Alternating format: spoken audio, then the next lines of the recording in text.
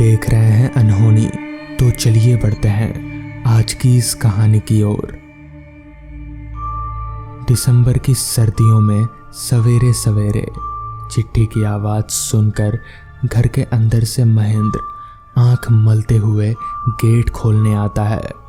सामने डाकिये का चेहरा एक पल को उसे कुछ जाना पहचाना सा लगता है, पर आंखों में भरी नींद की खुमारी की वजह से वो उस पर ध्यान नहीं देता और चिट्ठी लेकर वापस अंदर आते वक्त उस चिट्ठी को अलट पलट कर देखता है, पर उसे भेजने वाले का कोई पता ना था।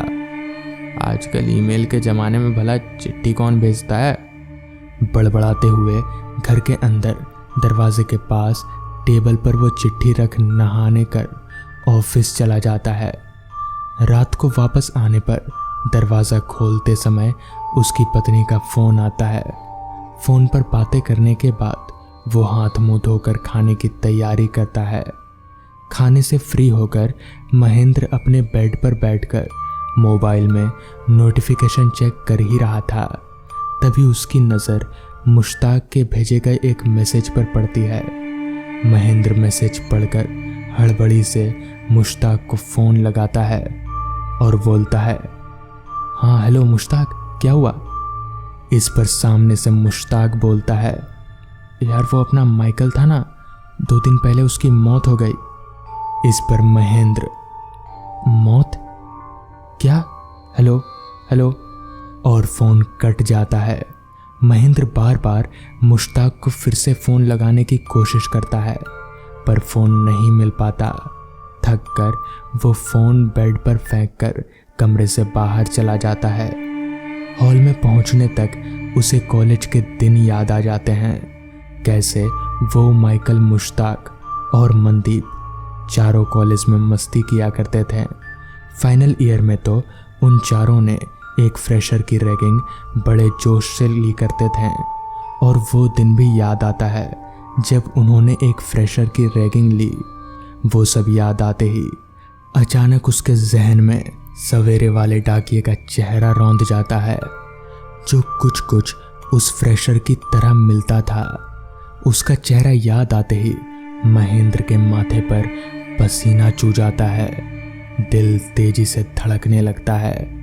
उसे ये भी याद आता है कैसे रैगिंग के कुछ दिनों बाद उस लड़के ने हॉस्टल में सुसाइड कर लिया था। महेंद्र अपने आप से बातें करता हुआ, पर वो तो मर, फिर सुबह को घबरा कर महेंद्र वापस अपने बेड पर चला जाता है और अपने डर से बचने के लिए सोने की कोशिश करता है, पर अब उसे नींद नहीं आ रही थी। अपना मन बहलाने के लिए वो मोबाइल देखने लगता है। अब उसका मन मोबाइल में भी नहीं लग रहा था। वो ये सब चीज़ से ध्यान हटाने के लिए कुछ खोज ही रहा था कि उसको सवेरे आई चिट्ठी का ख्याल आता है। दरवाजे तक पहुंचकर चिट्ठी उठाकर वापस बेडरूम में आता है और चिट्ठी खोलता है। उसने देखा कि वो पूरी चिट्ठी खाली है, बस खून के कुछ छींटे, और ऊपर लिखा है, डियर महेंद्र। चिट्ठी के निचले हिस्से पर तुम्हारा चेतन लिखा हुआ है। महेंद्र बड़बड़ाते हुए, उसका नाम भी चेतन? तभी चिट्ठी के हाथों से छूटकर वो चिट्ठी हवा में तैरने लगती है। ये देख महेंद्र की सांस तेज हो गई, गला सूख गया, धड़कन रेल की तरह दौड़ने लगी। हवा में उड़ते उड़ते चिट्ठी अचानक से गायब हो गई और धुएं में तब्दील हो गई। धीरे धीरे धुआं इंसान का आकृति का रूप लेने लगा। अब महेंद्र के धुएं में चेतन का चेहरा साफ नजर आने लगा। चेतन की नज़रों से जब महेंद्र की नज़रें मिली, तब महेंद्र को उसका चेहरा दिखा। उसका चेहरा हूबहू उसी लड़के की तरह था। महेंद्र बहुत डर गया। उसे समझ नहीं आ रहा था कि अब क्या करना चाहिए। तभी उसने जोर जोर से हनुमान चालीसा का पाठ शुरू कर दिया, जिसके बाद वो आकृति पता नहीं कहाँ गायब हो गई। उसके बाद महेंद्र अकेले उस घर में नहीं रहा।